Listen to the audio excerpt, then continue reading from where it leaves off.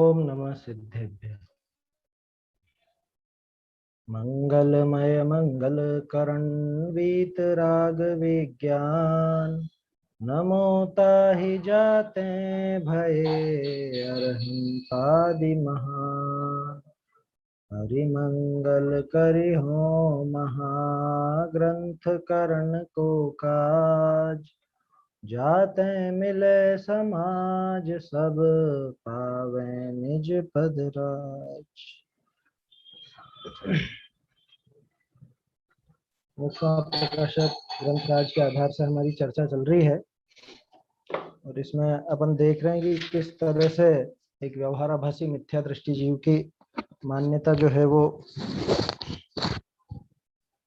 गड़बड़ाती रहती है, उसमें किस प्रकार से विपरीतता पड़ी रहती है, ये सारी बात यहाँ पर टोडरमल जी दिखा रहे हैं। आवाज बराबर आ रही है ना मेरी? जी भाई साहब, आपकी आवाज क्लियर है। चलिए,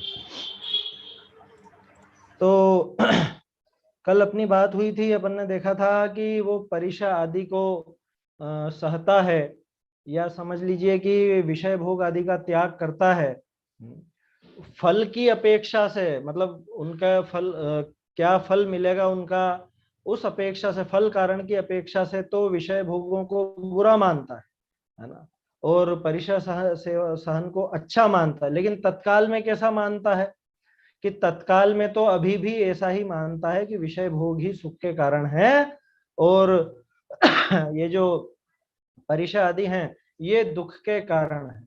वर्तमान में तत्काल में ऐसा मानता है और इसी वजह से टोडरमल जी को ये कहने में जरा भी झिझक नहीं हुई कि इसके अभी भी राग और द्वेष की बुद्धि पड़ी हुई है। यहाँ पे इष्टपना अनिष्टपना अभी भी मानता है, अभी भी, भले ऊपर से दिखता नहीं है, कहता भी बुरा ही है, विषय भोगों को अभी भी बुरा कहता है, विषय भोगों का सेवन इसके अभी भी नजर नहीं आता है, लेकिन फिर भी अंदर से उनके प्रति इष्टपने की मान्यता तो अभी भी पड़ी हुई है। यही कारण है कि सिद्धांत ग्रंथों में उसको सम्यक दृष्टि, चाहे वो संयत हो, मतलब देश संयत हो या असंयत हो, असंयत सम्यक दृष्टि से भी हल्का बताया। कल अपन ने एक चीज देखी थी, टोडरमल जी ने चौथे पांचवें गुणस्थान वाले के लिए मोक्ष मार्ग है ऐसा लिखा था और लिख करके फिर काटा भी था। अभी मुझे बाद में थोड़ा और विचार ये आया कि उन्होंने क्यों काटा होगा। वो इसलिए काटा कि अब जो प्रश्न आ रहा है ना, ये प्रश्न बनता ही तब है कि जब वहां पहले मोक्ष मार्ग है ऐसा नहीं दिखा।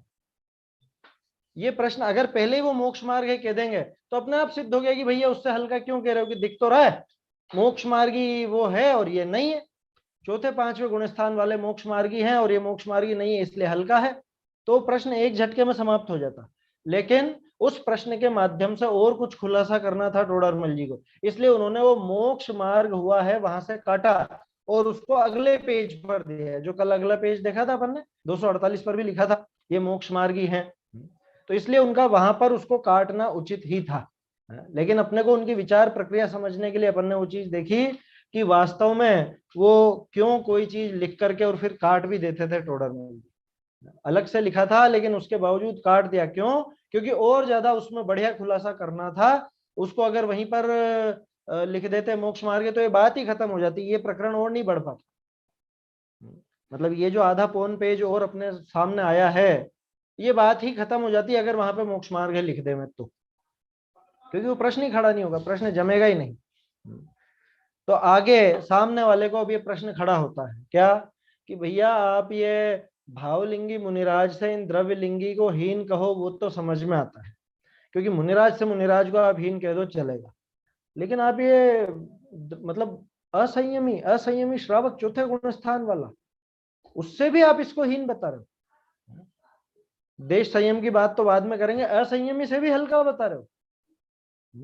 आप भावलिंगी से द्रव्यलिंगी को मुनि कहो वो बात तो समझ में आती है, लेकिन आप तो श्रावक से भी गया गुजरा बता रहे हो, ऐसा कैसे चलेगा? ये सामने वाले का प्रश्न हुआ। तो अब उस प्रश्न और उस प्रश्न के जवाब में क्या कहते हैं टोडरमल जी, वो देखो यहाँ 247 पर है ये दूसरा पैराग्राफ और इधर है 314 पेज पर। यहाँ को कहे कि असंयत देश संयत सम्यक दृष्टि के कषायन की प्रवृत्ति विशेष है, और द्रव्यलिंगी मुनि के थोड़ी है। याही ते असंयत देश संयत सम्यक दृष्टि तो 16वां स्वर्ग पर्यंत ही जाई, और द्रव्यलिंगी उपरिम ग्रेवेक पर्यंत जाई। ताते भावलिंगी मुनि ते तो द्रव्यलिंगी को हीन कहो, असंयत देश संयत सम्यक दृष्टि से ते या को हीन कैसे कही है? प्रश्न समझ में आया? प्रश्नकर्ता ने अपना तर्क भी दिया है साथ में। क्या तर्क दिया कि बताओ कषाय की प्रवृत्ति किसके ज्यादा है? द्रव्यलिंगी के कषाय की प्रवृत्ति ज्यादा है, या वो चौथे गुण स्थान वाले या पांचवें गुण स्थान वाले गृहस्थ जीव के प्रवृत्ति ज्यादा है कषाय की? देखो, चाहे सम्यक दृष्टि श्रावक हो, सम्यक दृष्टि श्रावक, सम्यक दृष्टि छोड़ो, देश संयत श्रावक हो, कहां तक जा सकता है? ऊपर में। ऊपर में अधिकतम कहां तक जा सकता है? 16वां स्वर्ग। 16वें स्वर्ग से ऊपर नहीं जा सकता। कुछ भी कर ले, भले ही सम्यक दृष्टि है, देश संयमी है, 16वें स्वर्ग के ऊपर नहीं जा सकता। 16वां स्वर्ग उसकी हाईएस्ट लिमिट है। और इधर ये द्रव्यलिंगी मुनि है ना, द्रव्यलिंगी, भावलिंगी नहीं है, भले ही मिथ्या दृष्टि है, लेकिन ये अपनी मंद कषाय के बल पे 9वें ग्रहवेग तक चले जाते। बोलो, 9वें ग्रहवेग तक जाते हैं या नहीं जाते हैं? पहले तो ये जो प्रश्न है ना, इस प्रश्न का जो कारण बना, या जो उसका समझ लो उसके पीछे छिपी हुई थ्योरी है, उसको अपन समझें। 9वें ग्रहवेग तक जा सकते हैं कि नहीं द्रव्यलिंगी? कि जा सकते हैं। श्रावक जा सकता है क्या कि नहीं जा सकता? क्यों नहीं जा सकता? कि उसके पीछे एकमात्र कारण यह है कि उसके द्रव्यलिंगी के कषायों की मंदता ज्यादा है। द्रव्य ये जो अपना श्रावक है उससे, श्रावक के जो कषायों की प्रवृत्ति है वो उस द्रव्यलिंगी से अधिक है, चाहे वो देश संयत ही क्यों ना हो। देश संयत भी घर में रहता है, घर में रहता है, व्यापार आदि करता है, उसके और चीजें हैं, अणुव्रत ही तो हुए हैं, कोई महाव्रत तो नहीं हो गए। उसके परिग्रह भी है, परिग्रह के संबंधी आरंभी हिंसा भी है, वो रख रखाव भी है। जितनी प्रतिमाता के उस हिसाब से समझ लेना, है ना। क्षुल्लक जी को इसमें शामिल मत करना। फिर अगर आरंभ और परिग्रह की अपन बात कर रहे हैं तो, व्यापार की बात कर रहे हैं तो उसमें सातवीं प्रतिमा तक ही लेना, उससे ऊपर मत लेना। लेकिन इन सबके इतनी प्रवृत्ति है ना कषायों की, इन सबके कषाय की प्रवृत्ति ज्यादा है कि द्रव्यलिंगी के ज्यादा है? कि 100% श्रावक के ही उन कषायों की प्रवृत्ति ज्यादा है, चाहे वो 5वें गुणस्थान वाला श्रावक हो, और चाहे ये द्रव्यलिंगी मिथ्या दृष्टि मुनिराज हो, भले पहले गुण स्थान में है, लेकिन कषायों की प्रवृत्ति इनके कम है। इसीलिए तो 9वें ग्रहवेग तक गए। बोलो कि द्रव्यलिंगी की महिमा है या नहीं? तो आप कैसे इनको हीन बता रहे हो? प्रश्न समझ में आया? ये प्रश्न सामने वाले ने बहुत सोच विचार करके रखा है, और वर्तमान के लिए भी प्रासंगिक है। क्यों? कि आपसे ऐसे कहते हुए बहुत लोग मिल जाएंगे कि आप खुद से हीन कैसे बता दोगे? अरे भले, अब जबकि अभी तो द्रव्यलिंग का ही ठिकाना नहीं है। यहाँ बात किसकी चल रही है? यहाँ भ्रष्ट की बात नहीं चल रही है। यहाँ पे जिसके आचरण में गड़बड़ है उसकी बात बिल्कुल नहीं चल रही है ना। नहीं तो और अभी के इस प्रश्न को लेकर के अभी के कुछ लोग तो ऐसी बात करेंगे, अरे तुम ऐसे इनको हीन कैसे बता देते हो? देखो लिखा है द्रव्यलिंगी के कषाय की प्रवृत्ति कम होती है श्रावक से। कौन सा द्रव्यलिंगी? पहले ये तो समझ लो कि द्रव्यलिंगी है वो 28 मूल गुणों का निरतिचार पालन करता है। उसके 28 मूल गुणों में जरा भी दोष नहीं आता है। तुम हर किसी भ्रष्ट के लिए ये बात लगाओगे, वो नहीं चलने वाला है। जिसका आचरण भ्रष्ट है, जिसके 28 मूल गुणों का ठिकाना नहीं है, जिसके अरे वचन समिति का ठिकाना नहीं है, जिसके आने जाने का आवागमन का ठिकाना नहीं है, जिसके वचन गुप्ती आदि नहीं नजर आती, जिसके महाव्रत स्पष्ट खंडित नजर आते हैं, उसके लिए तो ये बात बिल्कुल भी नहीं लगेगी। यहाँ किन की बात चल रही है? जब 9वें ग्रहवेग में जाने वाले मुनिराज की बात चल रही है, तो 9वें ग्रहवेग में तो वो बिल्कुल प्योर द्रव्यलिंगी, प्योर माने कि जो अपने आचरण में जरा भी कमी नहीं रखता और आचरण के अनुसार ही परिणाम भी उचित रखता है, जिसकी बात पिछले 2-3 पेज से अपन कर रहे हैं। परिणाम भी बिल्कुल यथावत, क्रिया और परिणाम में कोई कमी नहीं है उसके, उस द्रव्यलिंगी की बात है। समझ में आई बात? तो बोलो वो ऊंचा है या नहीं श्रावक से? वो ऊंचा है या नहीं श्रावक से? ये प्रश्नकर्ता का प्रश्न है कि आप कैसे उनको श्रावक से भी आप नीचा कैसे कह देते? उसके कषायों की मंदता है या नहीं श्रावक से ज्यादा? मैंने आप लोगों से कहा था कि ये पढ़ करके आना है ना। जिन्होंने पढ़ा होगा वो इस बात की गंभीरता को समझे होंगे, जिन्होंने नहीं नहीं पढ़ा वो थोड़ा अब मेहनत कर ले। क्या कह रहे हैं देखो, प्रश्न फिर से पढ़ता हूं। संयत देश संयत सम्यक दृष्टि के कषायों की प्रवृत्ति विशेष है और द्रव्यलिंगी मुनि के थोड़ी है। ये सामने वाले ने कहा है, अभी टोडरमल जी ने इस लाइन को वेरीफाई थोड़ी ना कर दिया। समझ में आई बात? प्रवृत्ति भले कषायों की उसके कम दिखती है, लेकिन क्या वाकई में उसके कषाय कम है? क्या द्रव्यलिंगी की कषाय कम है सम्यक दृष्टि से, 5वें गुण स्थान वाले से? कह रहे भैया प्रवृत्ति कम दिख रही है। प्रवृत्ति कम दिखने का अर्थ कषाय कम हो गई है ऐसा बिल्कुल भी नहीं। ये दिखाएंगे आगे टोडरमल जी अभी, क्या 2 पैराग्राफ बाद आएगी वो बात, लेकिन उसकी हिंट अभी से आपको दे रहा हूं कि वो दिमाग में रख के चलना, वो जो सामने वाला प्रश्न कर रहा है। देखिए फिर से मैं प्रश्न पढ़ता हूं। यहाँ को कहे कि असंयत देश संयत सम्यक दृष्टि कषायनिकी कषायनिकी प्रवृत्ति विशेष है और द्रव्यलिंगी मुनि के थोड़ी है। याही ते असंयत देश संयत सम्यक दृष्टि तो 16वां स्वर्ग पर्यंत ही जाई और द्रव्यलिंगी उपरिम ग्रेवेक, उपरिम मतलब 9वें ग्रेवेक तक जाई। ताते भावलिंगी मुनि ते द्रव्यलिंगी, भावलिंगी मुनि ते तो द्रव्यलिंगी को हीन कहो, लेकिन असंयत देश संयत सम्यक दृष्टि ते या को हीन कैसे कहिए है? आप इनको हीन कैसे कह सकते हो? ता का समाधान। अब देखना टोडरमल जी कितने अलग अलग स्तरों पर बात करेंगे। पहली बात, अच्छा एक चीज पहले बोल देता हूं, इस पेज पे 1 2 3 4 5 6 7 8 9 जगह पे सम्यक दृष्टि मिथ्या दृष्टि शब्द आया है। वहां पे बड़ी ई की मात्रा लगा लेना है ना, हर एक चीज पे अपन रुकेंगे नहीं। 9 जगह पर है तो 9 जगह पे सम्यक दृष्टि या मिथ्या दृष्टि जो भी लिखा हो वहां पे बड़ी ई की मात्रा लगा लीजिएगा। सम्यक दृष्टि शब्द है, मिथ्या दृष्टि तो इसमें है ही नहीं शायद इस पेज पर। मिथ्या दृष्टि नहीं है, सम्यक दृष्टि है 9 जगह पर। चलिए देखते हैं जवाब। ता का समाधान, असंयत देश संयत सम्यक दृष्टि के कषायनी की प्रवृत्ति तो है।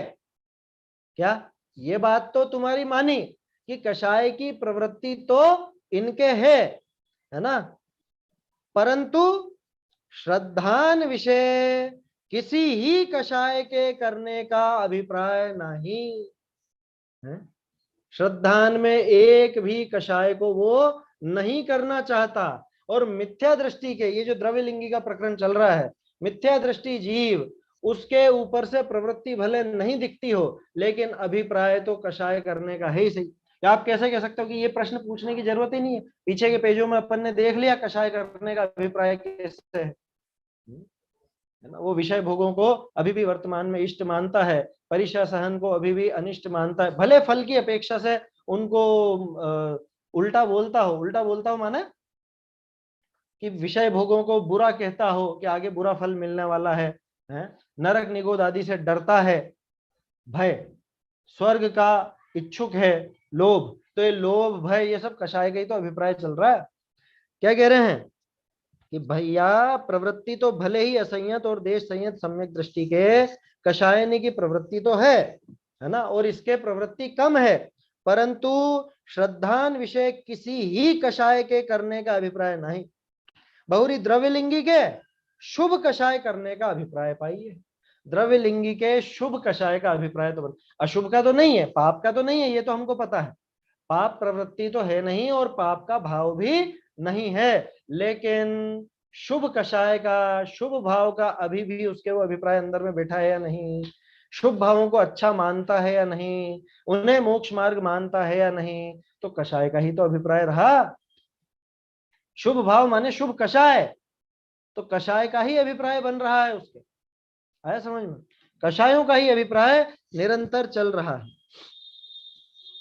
देखो, असंयत देश संयत सम्यक दृष्टि के कषाय की प्रवृत्ति तो है, परंतु श्रद्धान विषय किसी ही कषाय करने का अभिप्राय नहीं। बहुरी द्रव्य लिंगी के शुभ कषाय करने का अभिप्राय पाइए है, और श्रद्धान विषय तिनको भले जाने है। ताते श्रद्धान अपेक्षा असंयत सम्यक दृष्टि ते भी या के अधिक कषाय है। बोलो, पहली लाइन जो प्रश्न की पढ़ी थी, वो पढ़ते ही अपने दिमाग में क्या आता कि हाँ कषाय तो इसके ज्यादा है, कषाय तो सम्यक दृष्टि जीव के ज्यादा, देश संयत के ज्यादा। अब बोलो, अब किसके ज्यादा है? कि श्रद्धान में इसके एक भी कषाय करने का अभिप्राय नहीं पड़ा हुआ सम्यक दृष्टि के, और द्रव्य लिंगी के अभी भी वो शुभ भाव शुभ कषाय करने का अभिप्राय अभी भी बना हुआ है। तो श्रद्धान अपेक्षा देखें तो कषाय किसके ज्यादा है? सम्यक दृष्टि के कषाय कम है और मिथ्या दृष्टि के कषाय ज्यादा है।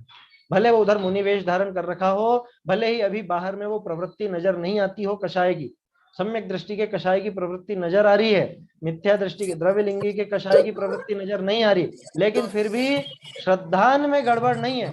श्रद्धान में कषाय किसके बैठी है? तो मिथ्या दृष्टि की।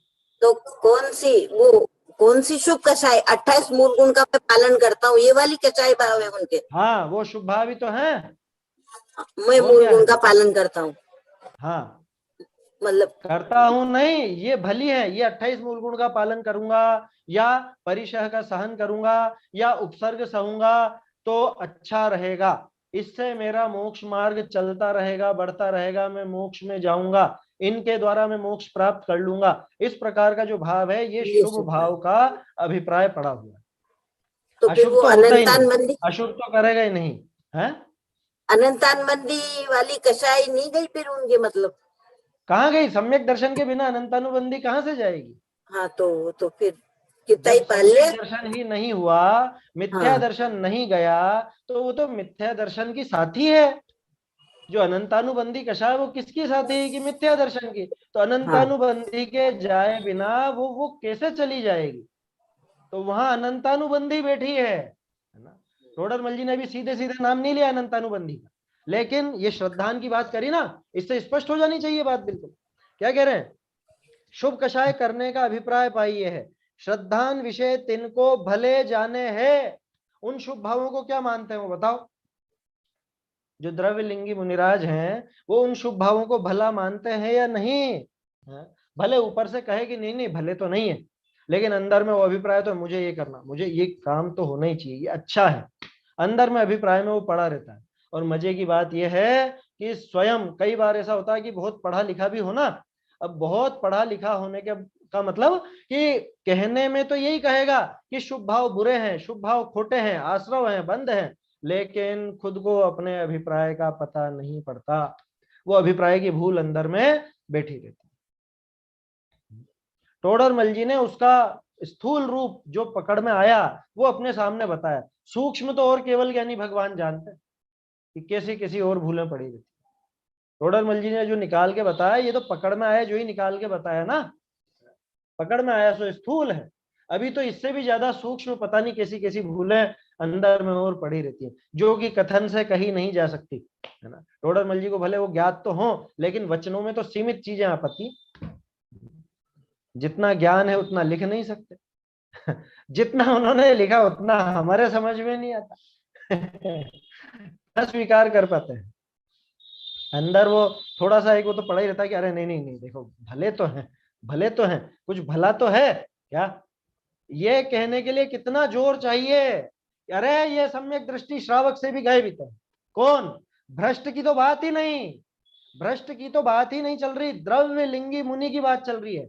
28 मूल गुणों का जो निरतिचार पालन कर रहे हैं, वो भी एक गृहस्थ से, सम्यक दृष्टि गृहस्थ श्रावक से नीचे हैं। बोलो, ये मामूली नहीं है ये बात, ये आसानी से कहने में आ जाए ऐसे नहीं है, आप नहीं कह सकते दूसरे से किसी से।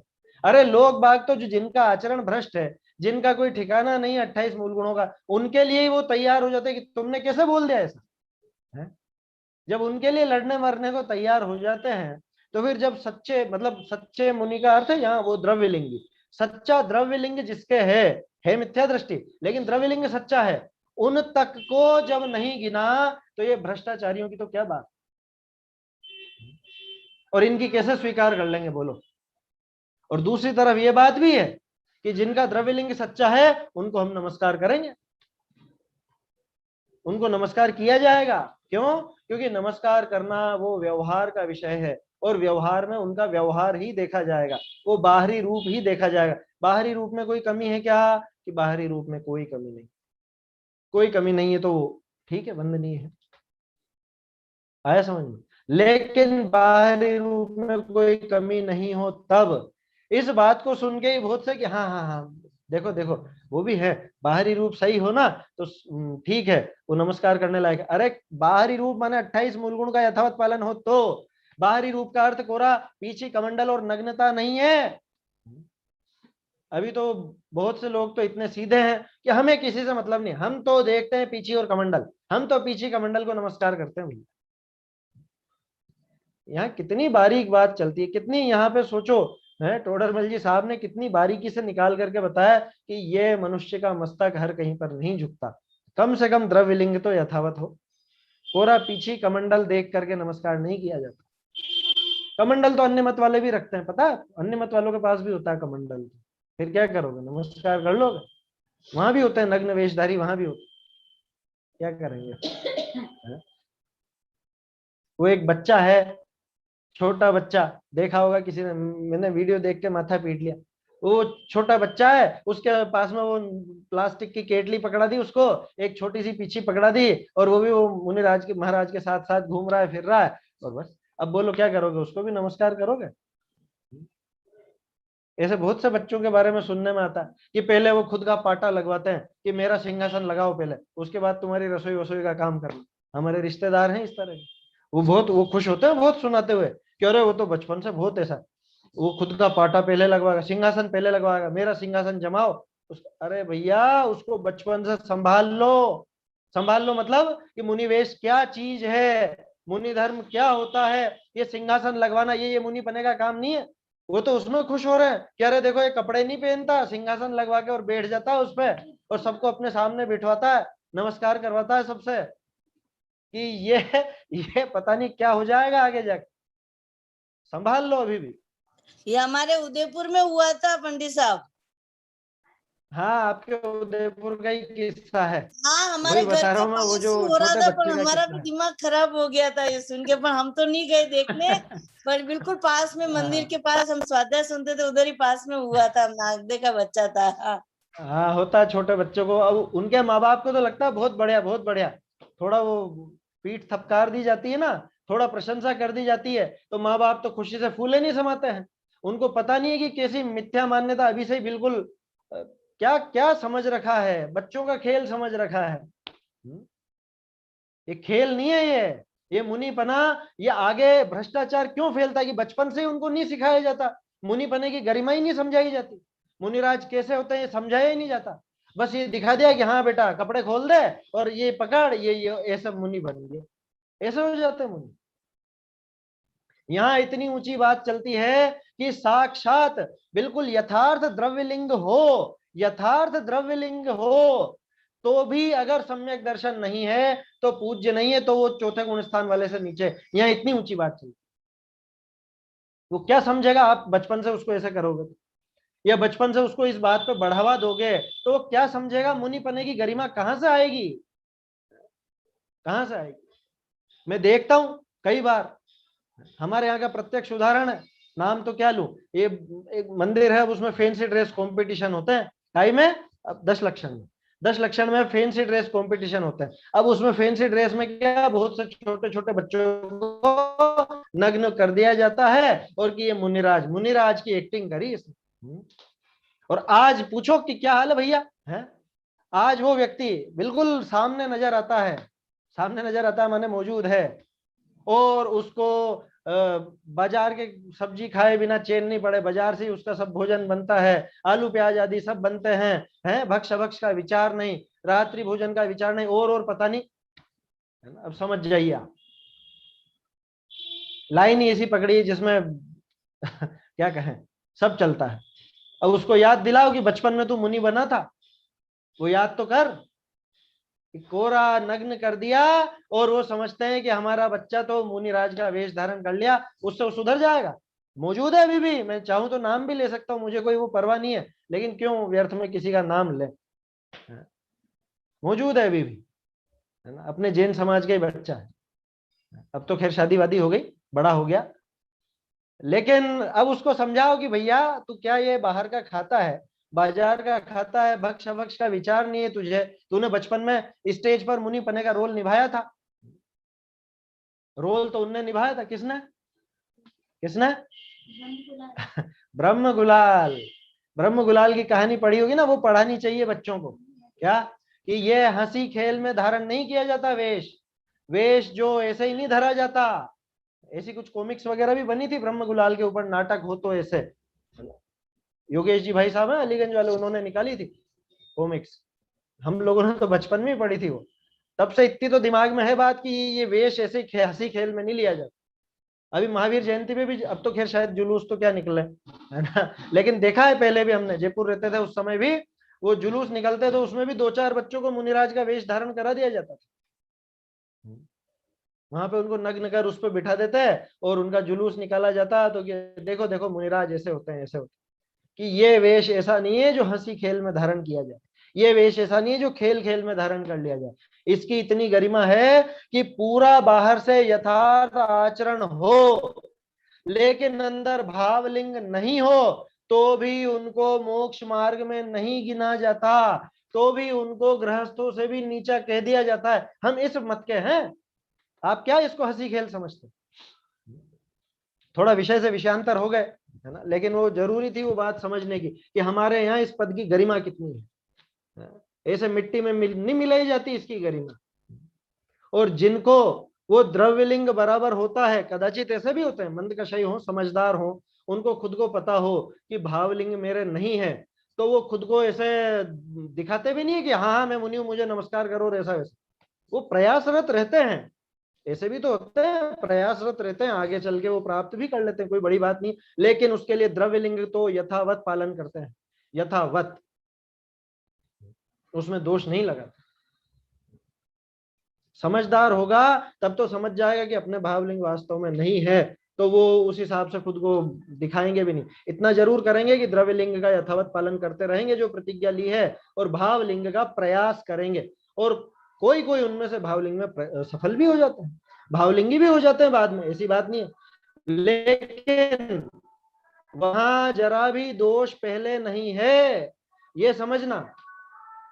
और अपना प्रकरण ये नहीं चल रहा है, अपना प्रकरण तो दूसरा ही कुछ चल रहा है। अपनी बात तो ये चल रही है, बाहर में भले ही द्रव्यलिंग पूरा हो, बाहर में भले ही वो क्रियाओं का उनका आचरण यथावत हो, परिणाम भी यथावत हो, लेकिन अगर सम्यक दर्शन नहीं है तो वो गृहस्थ से भी नीचे है। सामने वाले को ये बात स्वीकार नहीं हुई तो उसने कहा ऐसा कैसे कह देते हो आप नीचा कैसे कह देते हो गृहस्थ से भी? तो बता दिया कि सम्यक दृष्टि के कषाय का अभिप्राय नहीं है और इनके शुभ भाव का अभिप्राय है।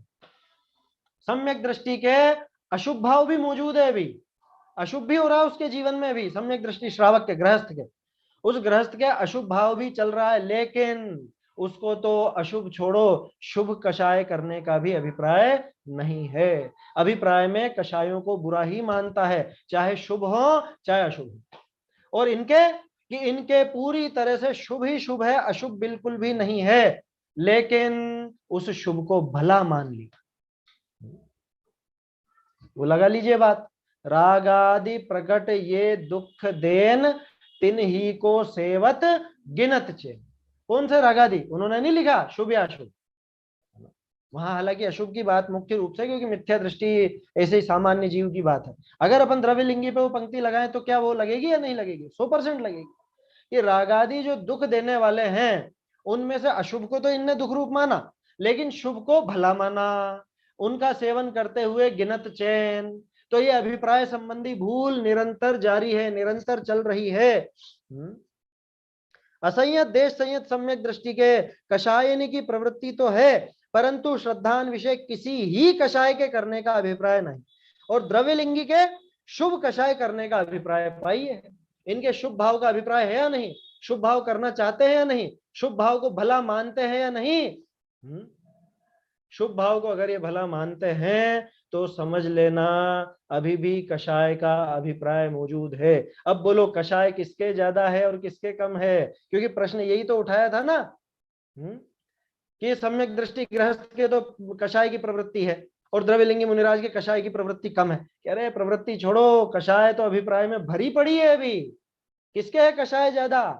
किसी के ही है, मिथ्या दृष्टि के ही कषाय ज्यादा है, क्योंकि अभिप्राय में से वो कषाय को भला मानना अभी भी नहीं छोड़ा। सम्यक दृष्टि के कषाय कम है, ये सिद्ध कर दिया टोडरमल जी ने, सम्यक दृष्टि के कषाय कम है। अभी प्रश्न की बात पूरी नहीं हुई, क्योंकि अभी जो उसका तर्क था कि फिर सम्यक दृष्टि 16वें स्वर्ग तक ही क्यों जाता है और ये 9वें ग्रेवेक तक कैसे चल जाते हैं जब इनके कषाय ज्यादा है, तो वो सिद्धांत की बात कैसे बैठेगी? देखिए, श्रद्धान विषय 3 को भले जाने है, ताते श्रद्धान अपेक्षा असंयत सम्यक दृष्टि ते भी या के अधिक कषाय है। ये तो बात हो गई कि इसके कषाय अधिक है ना, अधिक कषाय है। अब आगे देखें, बहुरी द्रव्यलिंगी के योगनी की प्रवृत्ति शुभ रूप घनी हो है। देखना किधर लेके जा रहे हैं टोडरमल जी बात, उसको घुमा नहीं रहे, बिल्कुल उसको सिद्धांत से सही घटित करेंगे कि द्रव्यलिंगी जीव के, अब ये जो उसका दूसरा पहलू था ना कि वो 16वें स्वर्ग तक ही जाता है और ये 9वें ग्रेवेक तक कैसे चले जाते हैं, उसका कारण बता रहे हैं। तो उसका कारण यह है कि योगों की जो प्रवृत्ति है, योग शुभ किसके ज्यादा है?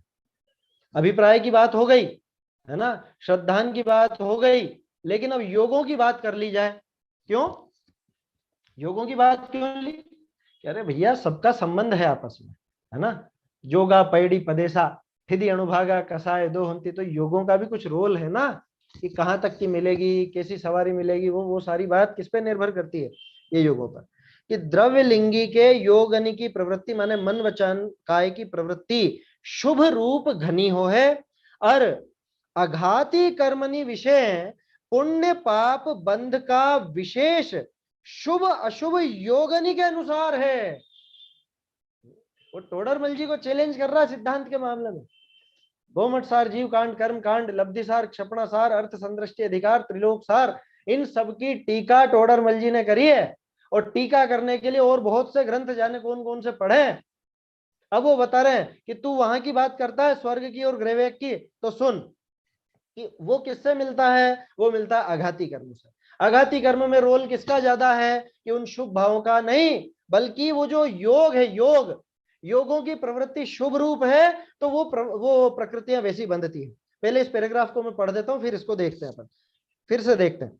बहुरी द्रव्य लिंगी के योगन की प्रवृत्ति शुभ रूप घनी हो है, और अघाती कर्मनि विषय, अघाती कर्मों में ध्यान देना, अघाती कर्मनि विषय पुण्य पाप का बंध का विशेष, माने पुण्य पाप के बंध का जो अंतर है वो शुभ अशुभ योगनी के अनुसार है, उसमें कषाय का रोल नहीं है। अभिप्राय में जो कषाय पड़ी है उसका रोल नहीं है, उसमें शुभ अशुभ योगों की प्रवृत्ति का रोल है। ताते उपरिम ग्रेवेयक पर्यंत पहुंचे। समझ में ही बात? ऊपर का ग्रेवेक कैसे मिला? आप तो इसको यूं देखो, सबसे पहले तो अघातिया कर्मों में देखें अपन, आयु कौन सी मिली? देवायु मिली। नाम कर्म के हिसाब से देखें तो वो वेक्रियक शरीर और वेक्रियक शरीर से संबंधित जो जो प्रकृतियां हैं वो सब मिली। उन सब में किसका रोल है? अभिप्राय में जो कषाय बैठी है उसका कोई रोल है क्या? कि उसका कोई भी रोल नहीं है। इसमें रोल है शुभ भावों का, शुभ योगों का। योगों की प्रवृत्ति शुभ रूप हो रही है, माने जो योग है उनकी प्रवृत्ति विशेष रूप से इसके शुभ है। सम्यक दृष्टि जीव के शुभ योगों की प्रवृत्ति कम है। सीधे शब्दों में कहूं तो सम्यक दृष्टि जीव गृहस्थ है तो घर गृहस्थी के हिसाब से उसके अशुभ योग भी शामिल है ना। अशुभ भी तो होते हैं ना, मन वचन काय से अशुभ प्रवृत्ति भी होती है, शुभ प्रवृत्ति भी कदाचित होती है। और इनके तो द्रव्यलिंग ही है और इनके परिग्रह आदि कुछ नहीं है, घर छोड़ रखा है, तो इनके अशुभ योग तो है ही नहीं, शुभ योग है। उससे क्या हुआ कि उससे अघातिया कर्म जो कि 9वें ग्रेवेक के लिए चाहिए थे वो इसको मिल गए। कौन से कर्म? अघातिया। अघातिया, अघातिया अच्छे से अच्छे मिल गए। पुण्य और पाप का जो भेद है वो सिर्फ अघातिया में, घातिया में तो बिल्कुल नहीं है ना। अब देखना आगे। ताते उपरिम ग्रेवेक पर्यंत पहुंचे, पहुंचा दिया। सो किछु कार्यकारी नाही, ये क्या कहा है? 9वें ग्रेवेक तक पहुंच गया और सो किछु कार्यकारी नाही, वो कुछ भी काम का नहीं है। 9वें ग्रेवेक तक पहुंच जाना कुछ भी काम का नहीं है। वो स्वर्ग मिल गया और इतने ऊंचे पद पर पहुंच गया, ये कुछ काम का नहीं, कुछ भी काम नहीं हुआ। कि देख लो आगे क्यों नहीं है काम का। कि जाते हैं घातिया कर्म आत्मगुण, अघातिया कर्म आत्मगुण के घातक नहीं।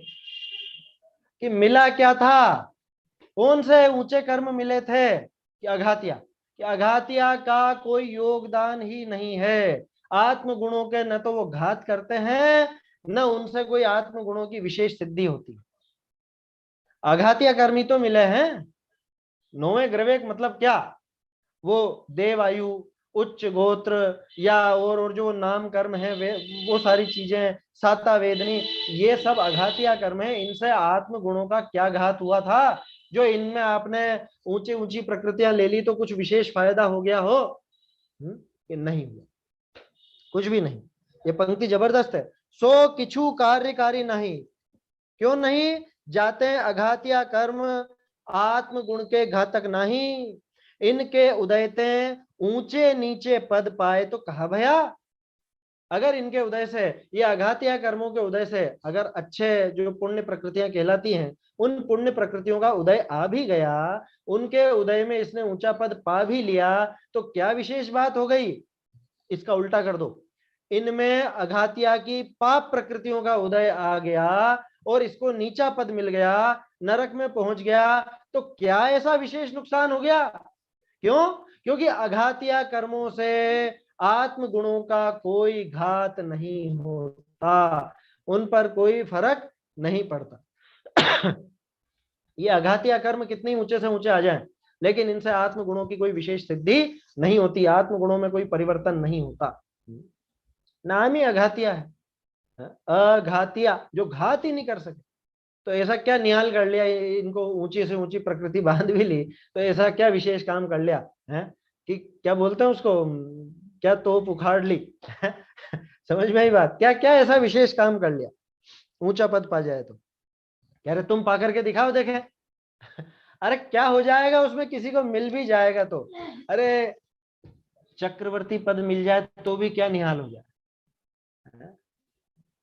इंद्र बन जाए तो क्या निहाल हो जाए। कि नहीं इंद्र तो सम्यक दृष्टि होता है, वहां मोक्ष जाता है। अरे वो पद की बात कर रहे हैं अपन, वो मिल भी गया तो ऐसा क्या निहाल कर लिया। समझ में ही बात। इनके उदयते ऊंचे नीचे पद पाए, किसके उदय से? अघातिया, अघातिया कर्मों के उदय से अगर ऊंचे नीचे पद पाए तो कहा भया ए तो बाह्य संयोग मात्र संसार दशा के स्वांग है। अघातिया कर्मों के फल में क्या मिलता है? बाह्य संसार दशा के स्वांग। स्वांग तरह तरह के रूप, अभी देव का रूप मिल गया, अभी नारकी का रूप मिल गया, अभी तिर्यंच का रूप मिल गया, कभी मनुष्य का रूप मिल गया, कभी चक्रवर्ती का रूप मिल गया, कभी गरीब का रूप मिल गया, कभी सर्वांग सुंदर तन मिल गया, कभी कोढ़ीश का शरीर मिल गया। तो ये सब तो बाह्य संयोग मात्र है। संयोग माने कि जिसका वियोग निश्चित है। संयोग वही है जिसका वियोग निश्चित है, पहली बात। दूसरी बात, संसार दशा के स्वांग है। आत्मा का इनमें क्या है, मेरा इनमें क्या है, मेरे गुणों का इनमें क्या है? कि कुछ भी नहीं। तो कुछ भी नहीं तो फिर इसमें फूलने की क्या बात है, इसमें फूले समाने की क्या बात है? ऐसी क्या क्या विशेष उपलब्धि हो गई इसमें? इसमें जरा भी विशेषता मत समझ लेना, रंच मात्र भी इसमें कुछ विशेषता नहीं हुई है। भोग पुण्य फल हो एक इंद्री, क्या इसमें लाली। वो पुण्य का फल या पाप का फल जो भी है बाहर है ना, संसार दशा के स्वांग है, संयोग मात्र है। देखो कितनी बढ़िया बात, अध्यात्म की बात सिद्धांत के साथ दे रहे हैं टोडरमल जी। आप तो आत्मा है, ताते हैं आप तो आत्मा। कितनी सुंदर बात है, छोटी सी पंक्ति, आप तो आत्मा है, 4 शब्द।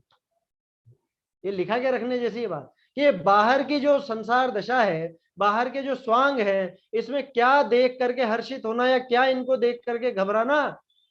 आप तो आत्मा है, स्वयं तो आत्मा हूं मैं स्वयं तो आत्मा हूं। क्या मतलब? कह रहे इनसे मेरा कुछ लेना देना ही नहीं है। कितना संबंध है इनसे?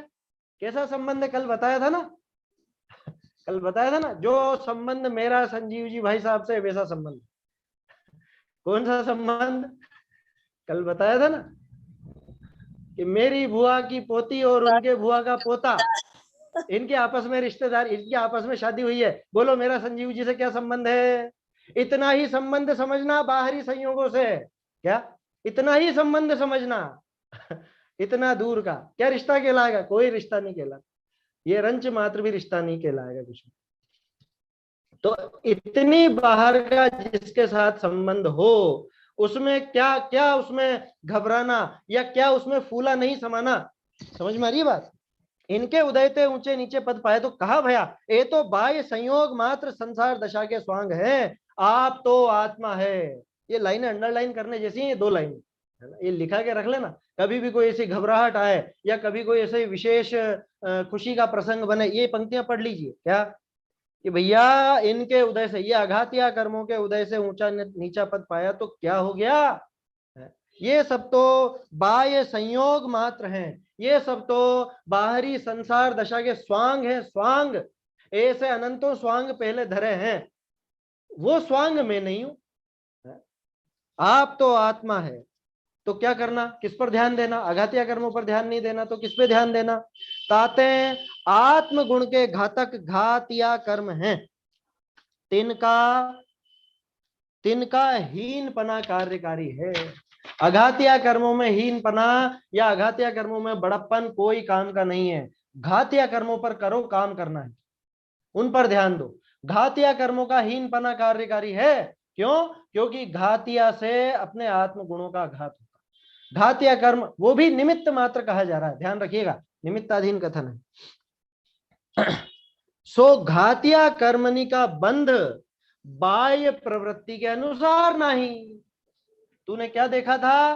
कह रहे वो द्रव्यलिंगी मुनिराज की बाह्य प्रवृत्ति तो देखी, द्रव्यलिंगी की बाह्य प्रवृत्ति देखी ना, उस बाह्य प्रवृत्ति से घातिया पर कोई असर पड़ रहा है क्या?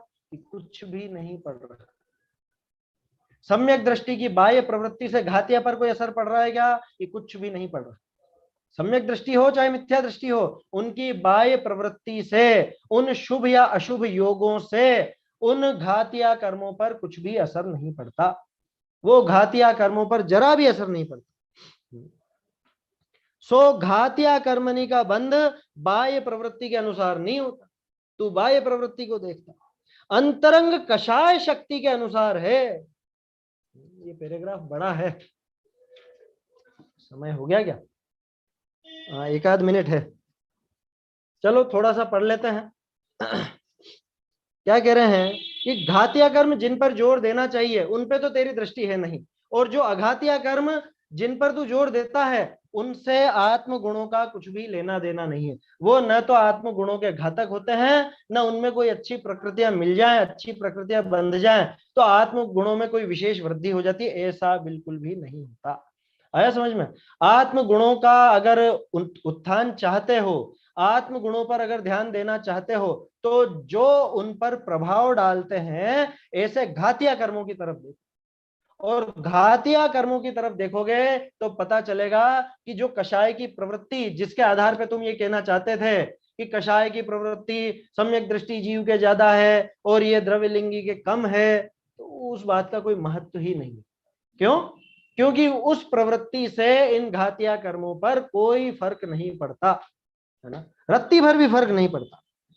घातिया कर्मों का बंध किसके अनुसार है? बाह्य प्रवृत्ति के अनुसार नहीं है, अंतरंग कषाय शक्ति के अनुसार है। क्या कह रहे हैं टोडरमल जी? कषाय की प्रवृत्ति नहीं, अंतरंग कषाय शक्ति। ये क्या चीज है? कषाय की प्रवृत्ति और कषाय शक्ति पहले भी वैसे अपन बात कर चुके हैं कषाय शक्ति के संबंध में, है ना। अभी इस प्रकरण को अपन यहीं छोड़ते हैं क्योंकि पैराग्राफ भी बड़ा है और एक कषाय शक्ति के अनुसार वाली जो बात आई है इस पर आप सब विचार कीजिए। कषाय शक्ति क्या चीज है और कषाय शक्ति किसके ज्यादा है? एक प्रश्न और मैं इसमें जोड़ देता हूँ कि उसने जो प्रश्न उठाया था कि कषायों की प्रवृत्ति द्रव्यलिंगी के कम है और सम्यक दृष्टि गृहस्थ जीव के कषाय की प्रवृत्ति ज्यादा है। अब इसमें प्रश्न जोड़िए कि कषाय शक्ति किसके ज्यादा है? कषाय शक्ति सम्यक दृष्टि के ज्यादा है या मिथ्या दृष्टि जीव के ज्यादा है? इसके लिए एक हिंट भी आपको देता हूं, इसको होमवर्क समझ लीजिएगा। पेज नंबर 69 पेज आप पढ़िए, उसमें आपको क्या समझ में आता है उस हिसाब से फिर अपन कल इसकी चर्चा करेंगे, है ना। अभी तो समय भी हो गया है। तो अंतरंग कषाय शक्ति क्या चीज है? और ये जो प्रश्न उठाया था उसने तो बात करी थी कषाय की प्रवृत्ति की, कि भले ही कषाय की प्रवृत्ति सम्यक दृष्टि जीव के ज्यादा है, लेकिन कषाय की शक्ति किसके ज्यादा है? सम्यक दृष्टि के कषाय शक्ति ज्यादा है या मिथ्या दृष्टि जीव के कषाय शक्ति ज्यादा है? इसकी चर्चा अपन कल करेंगे। और वो जो ग्रेवेक तक गया या ये 16वें स्वर्ग तक ही रुका, तो उसमें रोल किसका है? कषाय शक्ति का या कषाय की प्रवृत्ति का? ये चीज अपन कल देखेंगे, है ना। इसका आप लोग पेज नंबर 69 भी देख करके रखें और इस प्रकरण को भी आगे तक देखें, है ना। बाकी चर्चा अपन कल करेंगे। निज निधि निज में बताई यह अनंत उपकार है, इसके लिए जिन वाणी माँ को वंदना शत बार है, वंदना शत बार है। जय जिनेन्द्र।